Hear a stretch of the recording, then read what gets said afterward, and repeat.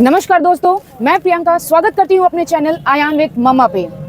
दोस्तों, आज हम मौजूद हैं उत्तर प्रदेश के प्रयागराज में, जहां विश्व का सबसे बड़ा धार्मिक और ऐतिहासिक मेला लगने जा रहा है, महाकुंभ 2025। और आज मैं मौजूद हूँ महाकुंभ क्षेत्र में। ये सेक्टर 19 है अखाड़ा, जहाँ पे सिर्फ अखाड़े ही अखाड़े हैं। आज मैं इन बाबा जी से मिली हूँ, तो चलिए इनसे बात करते हैं। बाबा जी, आपका नाम क्या है?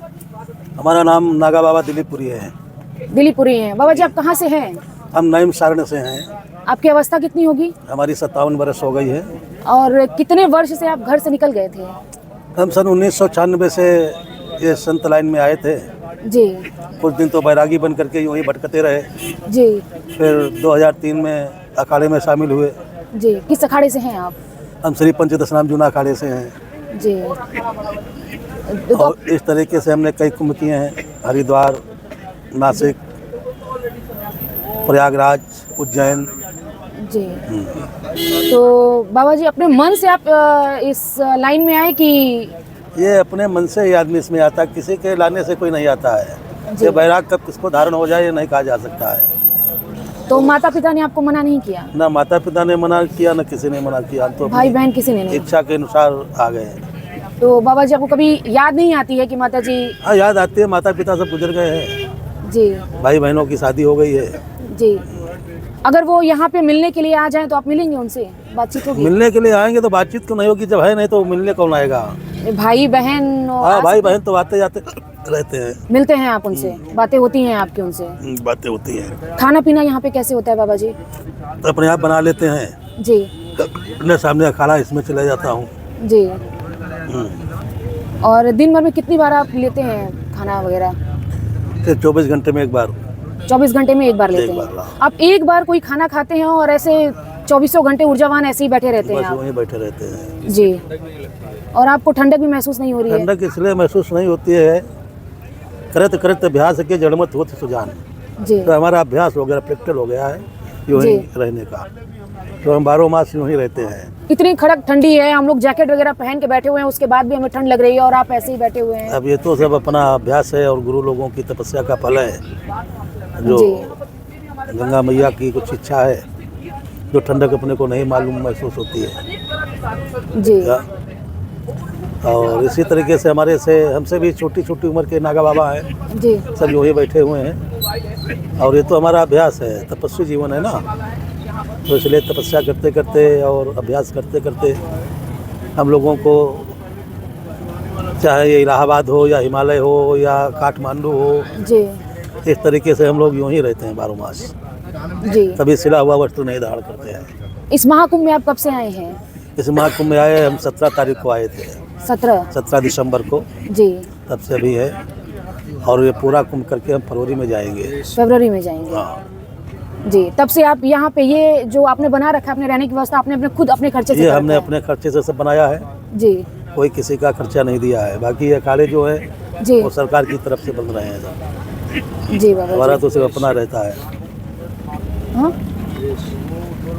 जी। और बाबा जी, यहाँ पे अगर कोई युवक आता है आपके यहाँ कि मुझे भी नागा साधु बनना है, तो क्या आप उसे बनने की सलाह देंगे?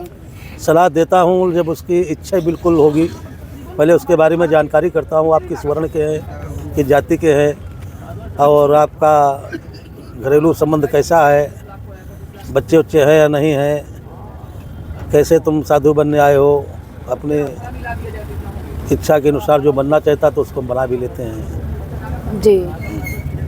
जो अपनी इच्छा के अनुसार बनता है, दबाव से। किसी भी वर्ण जाति के लोग ये संन्यास धारण कर सकते हैं? हम तो 3 वर्ण के ही लेता हूँ। जी। बाकी कोई क्या करता है नहीं जानता हूँ। सबसे 3 ही वर्ण के लेता हूँ, क्योंकि मैं भी जन्म से ब्राह्मण हूँ, कर्म से सन्यासी हूँ। जी। और क्षत्रिय वैश्य ही ब्राह्मण लेता हूँ। जी। और चौथे वर्ण को बहुत कम स्वीकार करता हूँ। तो हमारे अखाड़े में वैसा होता है, जो पानी पीने वाला हो जी, उसको चेला बनाओ, क्योंकि भोजन बनाना है, दुनियादारी करना है, भगवान का भोग लगाना पड़ता है। जी। तो हम वैसे जाति बिरादरी तो हम मनाते नहीं हैं। जी। जो यहाँ पर आता है वो सेवा करता है। संन्यास धारण करने के लिए जाति वर्ण को भी देखा जाता है? हाँ, जाति वर्ण देखा जाता है। अब आजकल लोग नहीं देख रहे हैं, लेकिन पहले युग में ऐसा और इसके पहले, आज के 10-20 साल पहले भी लोग जाति देखते थे। जो 3 वर्ण के ही सन्यासी बना करते थे, नागा सन्यासी, और दंडी सन्यासी से ब्राह्मण ही बन पाता है, उसमें कोई जाति नहीं ली जाती है जी दंडियों में। और बाकी हम लोगों में नागाओं में भी 3 वर्ण लिए जाते हैं। अब आजकल अपनी जाति छिपा करके भी कुछ लोग जी। अखाड़े में प्रवेश कर गए हैं, उससे कोई मतलब नहीं होता है।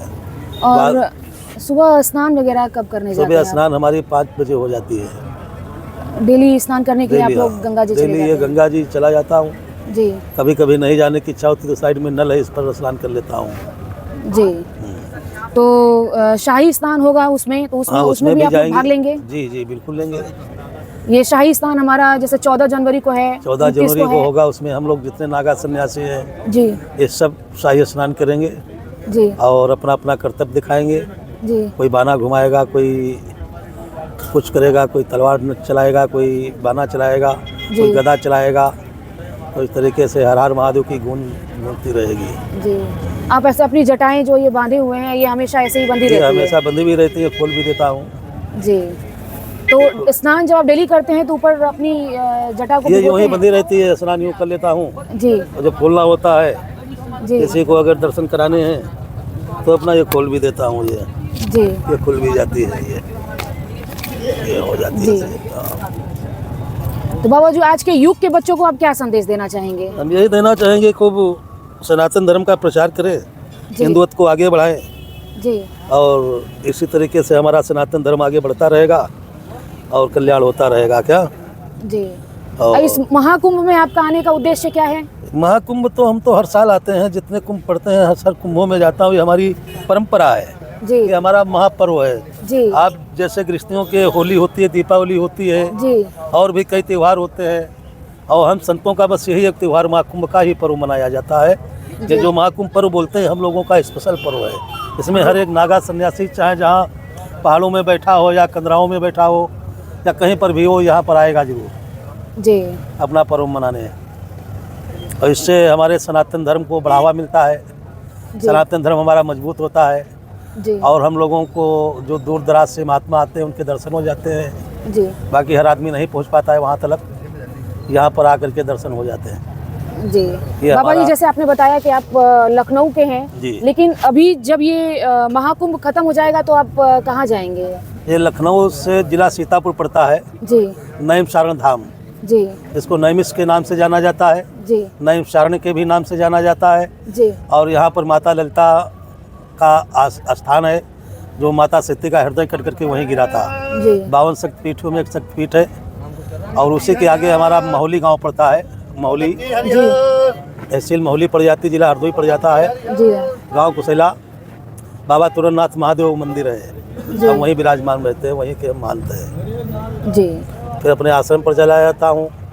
फिर इसी तरीके से जहाँ जहाँ का हमारा हिसाब किताब होता है, जैसे काठमांडू है, केदारनाथ है, जी मणि महेश है, जी श्रीखंड है, जी अमरनाथ है, जी द्वारिका है, गुजरात है। इस तरीके से हम लोग भ्रमण किया करते हैं। जी हाँ, कुछ दिन आश्रम पर रुकता हूँ, जी फिर आगे चला जाता हूँ, जिससे सनातन धर्म को आगे हर जगह जाना पड़ता है।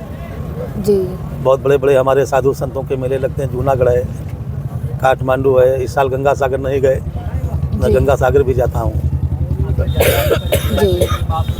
तो इस समय आप लोग देख रहे हैं कि इस कड़ाके की ठंड में जैसे हम लोग कोट वगैरह शॉल वगैरह लेके बैठे हुए हैं, बाबा ऐसे ही बैठे हुए हैं। इनको इनकी तपस्या से इनको इतनी शक्ति मिलती है कि ये यहाँ पे एकदम फ्री बैठे हुए हैं। और बाबा जी, आपको बहुत बहुत आभार। जय हो। और आपने अपने कीमती समय में से अपना मूल्यवान समय आपने हमें दिया और हमारे दर्शकों को अपने यात्रा के बारे में साझा किया। और बाबा जी, आपको भी बहुत बहुत शुभकामनाएं। आपका इस महाकुंभ में आपका जो अनुभव है वो मंगलमय रहे, आनंदमय रहे। प्रणाम बाबा जी। जय हो, कल्याण हो, मंगल हो।